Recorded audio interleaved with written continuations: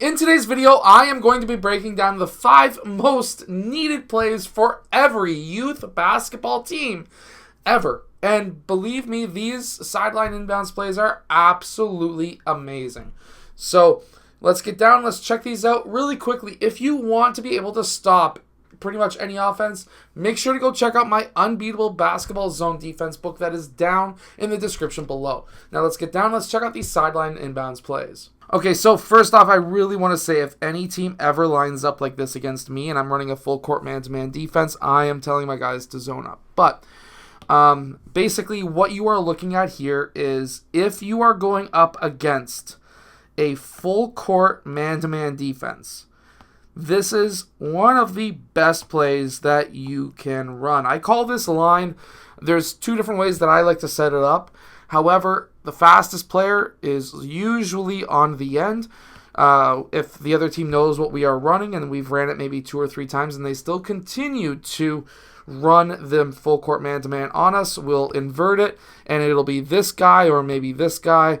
I'm not giving it away. But first off, we're going to have player 1 sprinting down court. He is our number 1 option and we are going to be looking to pass the ball to him.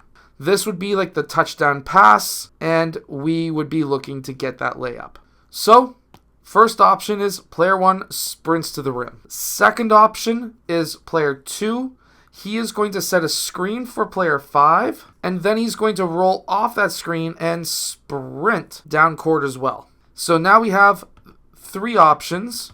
And then our last option is player 3, and he is going to sprint towards the ball. So basically, what this is going to look like without defense, just so that it's easier to understand, is player 2 sets a screen for player 5, and then he sprints down court. Player 3 is then going to sprint to ball, and before everything, if not at the same time, player 1 is sprinting down court. This would be our number 1 option. This would be kind of like a good backup option. This would be our number 2 option, and this would be our main backup option. You can run this as a line as well. I call this line, and it's very simple. Same thing. Sprints down court. We're going to have player 2 sprint down court as well. However, this time with the line, we're not going to be setting a screen. Player 5 pops out this way, and player 3 runs to ball. This is kind of like 2 plays in one.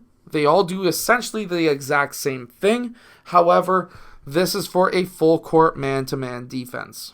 Now, going into the half court, a lot of teams will zone up and they'll go into a 2-3 zone. The idea here is they want to try and force you into basically shooting. That's what they're trying to do here. And usually it'll be slightly offset like this. There's a few different ways that you can run this play. However, the main option would be to have players set up like this. We would have player 2 set a screen here, player 5 set a screen here.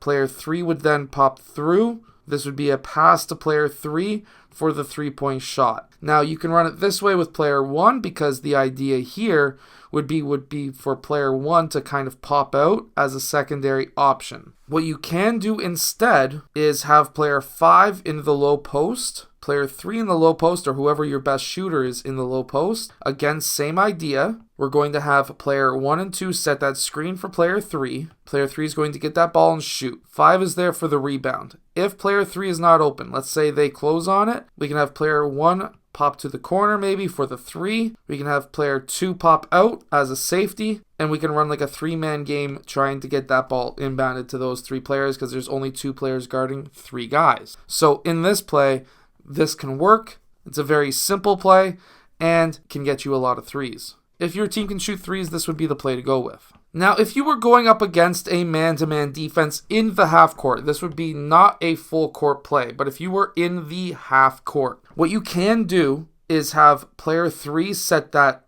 down screen on player 1. When player 1 uses that screen, he would be our first option depending on what's going on. So if we were just looking to get that ball inbounds, this would be the option. No matter what, however, players 2 and 5 will come together, and this will be an elevator screen for player 3. So whether player 1 gets the ball or not, we want that ball to go to player 3, and this will be a 3-point shot. So the idea here is if the ball goes to player 1, player 4 goes inbounds, we do a skip pass over, then we get our 3-point shot. Another fantastic option in the half court against a man-to-man defense is having a screen across away from the ball. What we are going to do here is now have player 1 pop out to the point. He is going to be the option to set the offense up. And then we're going to have player 3 sprinting to the corner. This is going to be a 3-point shot. This could be a 3 with number 1, but the idea here is to set up the offense. The option here is to score. If there is a switch and the ball gets inbounded to player 3, player 5 needs to post up because this would be a massive mismatch. We would then clear the post and player 5 would be able to go to work and score.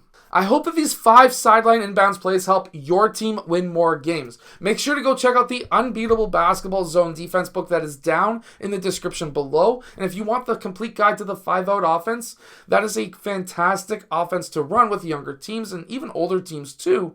And that's down in the description too. So I'll see you guys again in my next video. Hit that like button and subscribe.